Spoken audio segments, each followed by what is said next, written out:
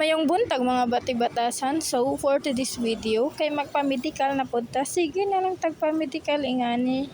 Bitaw dayo ikaduha na jud din ako nga medical kay kinaunha nagpass ko og medical sad. Unya imbis kay mo duty na ko pag 22 na nito man hinon akong ulcer na unsa na ba yung taon to. So ang jeep ra jud na dato na ako og ang clinic pud maora dyan na dato in town. Unya dihang dapita kay gigusla man ko aw nikaon ko uy kay og di ko mukaon ulsero na pud ko na unsa. Ang clinic ra madato ingani. Nya dihang dapita so dako kay kog kaon no kay hadlok man pud ko og balik na pud to akong ulcer kay grabe din ako kabarog ingat to sa kasakit uy na unsa. Ni uli jud kog buhol nga to sa kasakit maayo gani naatay ginikanan nga todo rescue bisag sige ra tag tubag-tubag.